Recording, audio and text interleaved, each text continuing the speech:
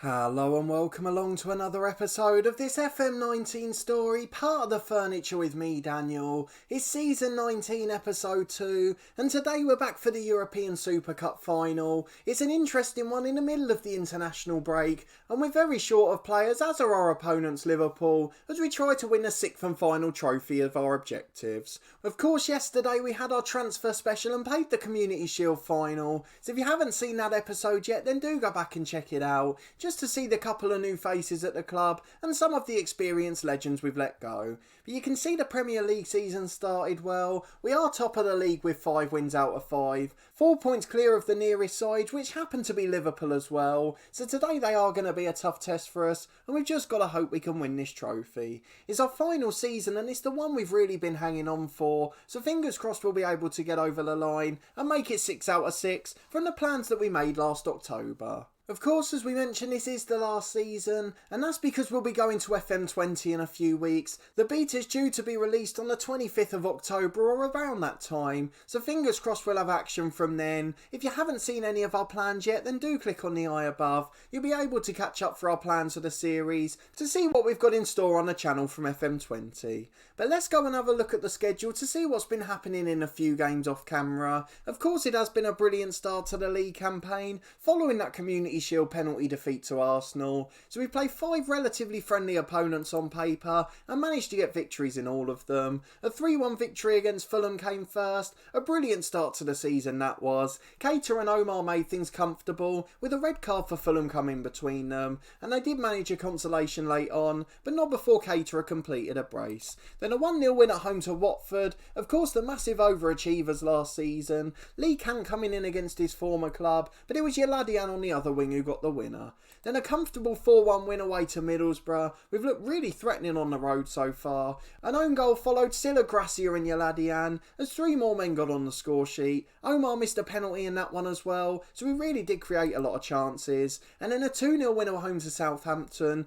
A really disappointing first half actually. Boubacar Silla picked up a knock as well, but Torquay Hull got one from a set piece, and then Halax Andrade with his first of the season. That was late in stoppage time, but it took us through to the next game against Villa, and again we relied on a late win in that one. Diogo Sousa off the bench with 5 minutes remaining. But that game was a bit of a poor moment for us. We had a big injury blow, and you can see it's Maddie Keita. 3 to 4 months he's out with a broken ankle, so Malik Kante's going to get another chance. Brunei will be back onto the bench, and of course Lemaitre, who we signed in the summer, is now going to be our 4th choice central midfielder. So an interesting start to the season, one real negative after a brilliant positive start, and although we haven't been too convincing across the board, we've started to look defensively solid again, and of course we've managed to sneak some late wins. In terms of cups, in addition to the Super Cup final we've got today, we've drawn Bournemouth, a Premier League side, in the Carabao Cup 3rd round, and then Juventus, Schalke and Spartak Moscow in the Champions League group stages.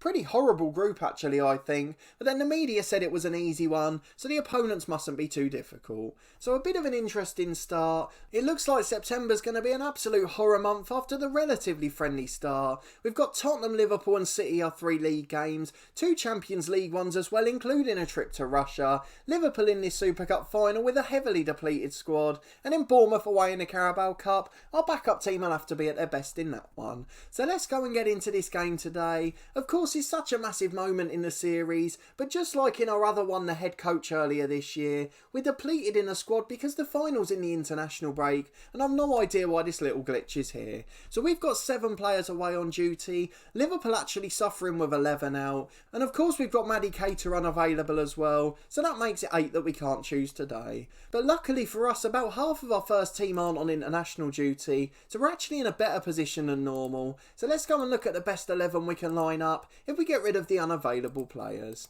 So in goal today we can go with Jack McMahon, a backup keeper but a decent professional. At right back we can go for Richard Quirk, and at left back Luca Wagner's still there. No idea why he's not playing for Belgium actually. With 77 caps he's an absolute superstar, so I'm not sure why he isn't in the squad. At centre half and Singi's going to come in, and the slightly tired McDonald will have to play alongside. Bacanez is fully fit in the holding role. Who have we got in central midfield? I think Malik Kante and Bruno Brunei should be fine. Not sure which way round they're best actually. We'll switch them to that, Kante the advanced playmaker, and Brunei there as the Mezzala. Then on the left wing we can still go with Boubacar Sylla. On the right wing we are missing one or two. Looks like it might be the position of weakness, but I think we can still go for Marco Gracia.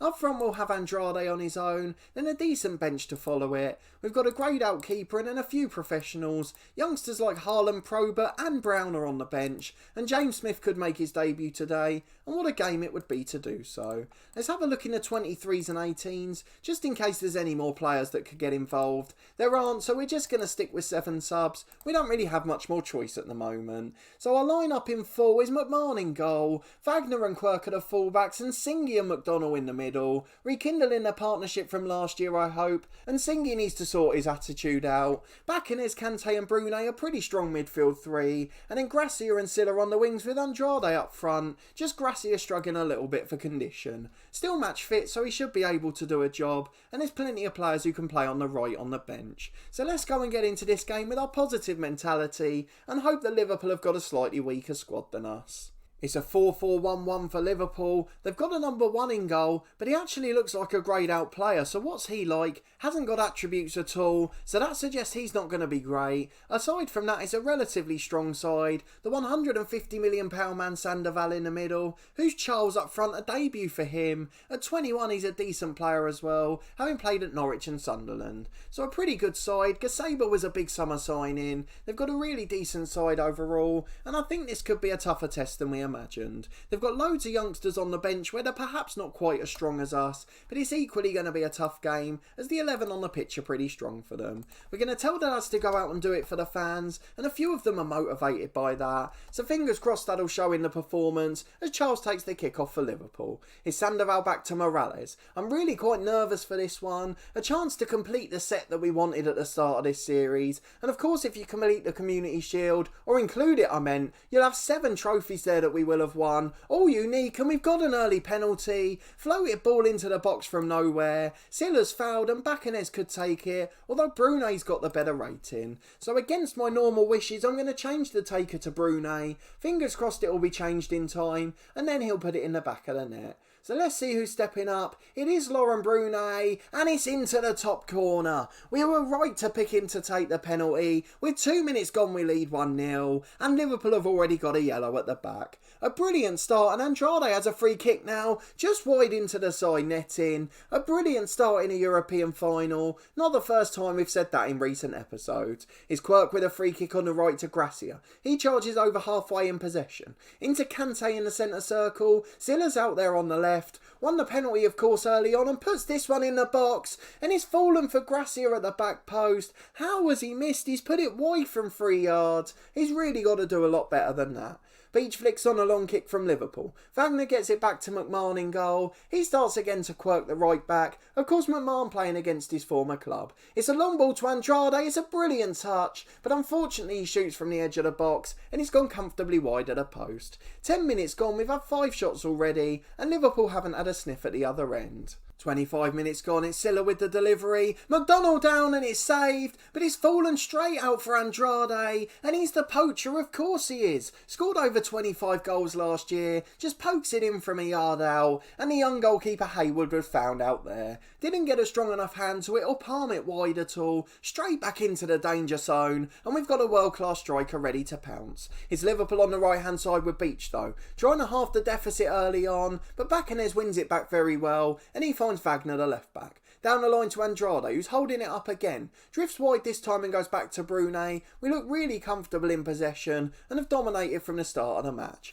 Liverpool not had a shot at all, let alone on target. We're now 1 away from double figures and we've scored both of our clear-cut ones. It's Gracia on the right again who's lost it. Falls to Haveli who's going to counter-attack. Charges past 2 and finds Charles the centre-forward. Brilliant effort and it's on target, but Maman does enough to tip it wide for a corner. Gaseba the number 10 with the delivery, and Singy does well in the air there. Kante flicks it on and Wagner of all people pops up, finds it down the line on the right hand side. Andrade delivers to the back post, Kante into the box, his shot's blocked. It falls for Bacanes at the edge of the box, but his one goes over the bar as well. Half an hour gone, it remains 2-0, and what a fantastic performance it's been. We're back for a free kick with Andrade, and I just missed the fact that it slid in. I'll be honest with you, I was completely looking away, ready for the half-time team talk, and we'll go back to the live action now, as Andrade put a free kick in the bottom corner. I say corner, it was pretty much tipped in by the keeper. Gracia puts another one in at the back stick, but he's adjudged to have been offside.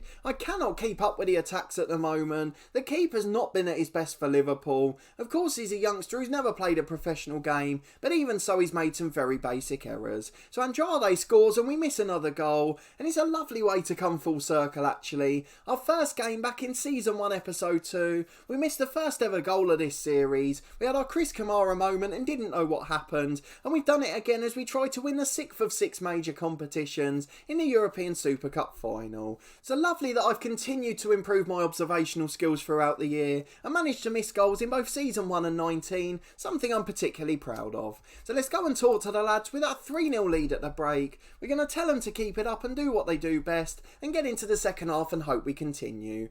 3-0, there should be no risk to this game, and fingers crossed we'll be able to coast to victory. The highlight ends with a couple of minutes of the second half gone, and there's not been a threat to either goal yet. It's Wagner at left back for Torquay. Finds Kante who plays it back to him again. Lovely football out to Gracia on the right, and he's going to try and deliver into Andrade. Goes for his hat-trick with a flicked header at the near post, but this time Hayward does well to hold it. It's Mosca at the back who finds Scotto. He gets it inside to Sandoval, and it's back to Thomas on the left wing. Sandoval again going backwards. He finds Scotto in the central midfield area, and he gets it up to the number 10. Out to Beach on the right, and he does well to nod it down. He keeps it in play, but can't do much with it, as Kante plays a 1-2 with Wagner. We're bringing it out comfortably, and it's another long highlight, and I'm not quite sure what this one's going to lead to. Andrade on halfway to Baccanes, as we continue to keep possession well. Brunei to Kante, and it's switched to Quirk. He's playing in another big final. Into Andrade, it was a brilliant cross, but the header straight at Hayward, who again does well to hold it this time. It's a throw on the right hand side for Richard Quirk to Brunei 25 yards out. His shot goes just over the bar, and with an hour gone Liverpool survive again. I say that we've not quite reached that hour mark, and Wagner's back on the left hand side. Quirk cuts it into Brunei, his shot blocked to Sandoval, and what's happened here? Gazepa's in at the other end. He's put it wide trying to chip the keeper. Terrible finish by the number 10, but what on earth was he doing one-on-one? Just over an hour gone, we will make some changes. We've got a couple of injury concerns to worry about. Okay, this might be arrogance I come back to regret, but I want to give some youngsters a run out, and I think the game's over. So Andrew Brown's going to make his debut. He'll come on for Gracia on the right wing. We're going to put Nsingi out to left back for the injured Wagner. Haaland will come on at centre half. He's the only defender we've got on the bench, so we didn't have a choice in that regard. The last one I want to bring on is James Smith, but I'm going to leave it for 5 more minutes just now. We're back at centre half as Haaland gets his first touch on camera, and it comes into Kante and Baccanes in the middle. Out to the right back Richard Quirk, and he finds Brunei in central midfield. Brown the other substitute with his first touch. Into Baccanes and now Kante. The 1-2 as we keep in possession brilliantly. Kante coming forward to Andrade. Into Silla, what a finish that is. Andrade with a lovely through ball. Silla with a first time hammer blow into the roof of the net. And Hayward got a little hand to it, but he was never keeping that out. But we've conceded at the other end, and that is a poor moment defensively. Jenkins, the sub-striker, flicks on a corner, and he's headed in by Charles, who's dropped into midfield. 4-1 now, and we're going to make another sub. Malik Kante's going to be replaced, and James Smith's going to come on in central midfield. Not natural in that position, but I think as an advanced playmaker he'll be fine. Just over 15 minutes remaining. Let's see if the wonder kid can do something special. Is McMahon in goal with the goal kick for us. Out to Nsingi, who's now at left back. He finds Smith, who's dropped deep to get the ball, and he can now bring it over halfway. The first thing he's done is lose possession though, and now Sandoval can bring it forward for Liverpool. Jenkins plays a 1-2 with him, and it's inside to Gazepa. Out to Beach on the right wing. He delivers to the back post. Haveli down. It's a great save by McMahon. A fine stop according to the commentary, and we're starting to come under a bit of pressure now. 2 clear-cut chances Liverpool have had, and they've scored a second with Jenkins, and I am starting to get a little bit nervous. We may have made these changes too soon. That one was from James Smith giving away the ball, and I may live to regret these substitutions. It's Richard Quirk with a throw on the left. Nsingi finds Silla in midfield. His shot's blocked, and Liverpool are 1-on-1 again. Why are we so attacking at the moment? It goes to Jenkins at the back post, but Nsingi does brilliantly to mop up. Time for tactical changes. We're going to drop our fullbacks to support duties. I'm hoping that'll make a difference to our defensive structure, and then a few more will drop to balanced if we need it. We still lead 4-2 with 5 minutes left, but it's a little more nervy than it needed to be. It's a throw on the right for Richard Quirk. Just 4 minutes of stoppage time to go after this highlight. James Smith bringing it forward in the middle. Plays it back to Andrade. Flick back for Bruno, who's got time. But his shot goes comfortably wide. Still 4-2 and we're into stoppage time. Fingers crossed we'll be able to hold on now. We're back with just 10 seconds of that stoppage time remaining. So we are going to win this European Super Cup final. And all 6 trophies we wanted to win at the start, we have now achieved with this European Super Cup victory. At the second attempt we win this trophy, and we have completed the set in our final season. What perfect timing it is. So now we've just got to go and see how many more we can win this year. Can we improve our legacy yet further and gain a bit of dominance with Torquay? A good win despite having a few players away on international duty. Doesn't help the fact that the final was poorly scheduled, but the lads are delighted with the victory and we're delighted to lift another trophy. So we'll go and see what that means in the Hall of Fame. Fingers crossed we'll move up yet further. There's the confirmation then. We've won the European Super Cup. Brilliant work beating Liverpool 4-2. We deserved it over the course of 90 minutes, and there were 2 debutants in the side as well. There's a media question, but we're not going to worry about that, as we bring in another £4 million. We lead Torquay to glory, and of course we'll see what that means for us in a moment. Andrade scores 2 more goals, he was sensational, and Everton again watching our star players. They're a mid-table Premier League club, I don't know why they'd go, but it seemed to make players unhappy. So let's go and have a look at the Hall of Fame before we finish, just to see where we stand at the moment. I'm not sure how many points that one's worth really. We now move on to 1-5-40. So in terms of the nation and nationality, we should be doing pretty well. We've got 9 in the nation with Torquay United. That doesn't include the European trophies, of course. And then for managers of our nationality, we've overtaken Brian Clough, and we're now right up there in second place, just behind the legendary Bob Paisley. So an incredible achievement in the episode, a really historic moment in this save, and I think it's the first one across all of our series where we've actually managed to meet our objectives. So fingers crossed that'll continue into FM20 and even for the rest of this season. We've got a massive month coming up which is full of big games, but then we'll come back at some point in October.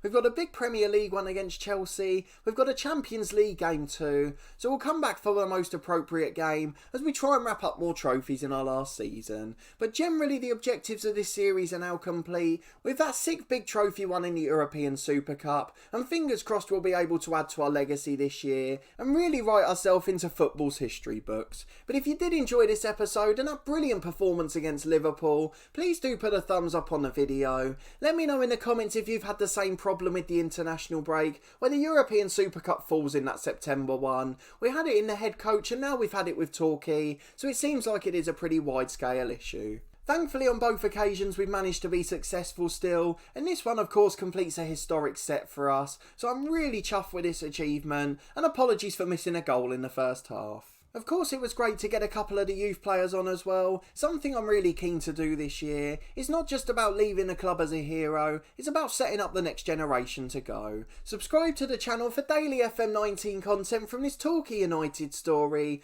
New episodes from Sunday to Thursday at 4:30 until we reach the conclusion of this season. Then we'll have a few days break from Football Manager content before we start with the FM20 beta. Of course we announced the club we're going to be managing in that, and that was in our latest FM20 plans video on Saturday, so if you haven't seen that one yet then do go back and catch up with it, as well as the initial plans video the week before. There's also 3 episodes a week from my Cricket 19 career. That's on Tuesday, Thursday and Saturday at midday. That'll continue until FM20's released, where we'll continue with 2 episodes a week, and the Thursday one will drop out from that, with episodes continuing on Tuesday and Saturday. And then lastly, we're in the final event of our Snooker 19 career. That's on Fridays at 4:30. We're trying to finish with the ultimate glory of winning the World Championships, and you can join me every Friday as we've got action from all the rounds along the way as we try and make it to the final and hopefully emulate our namesake Ronnie O'Sullivan. But a massive thanks for watching this one and your continued support with the series as always. I really do appreciate it, and I hope to see you next time for another important episode as we try to make history in our final season.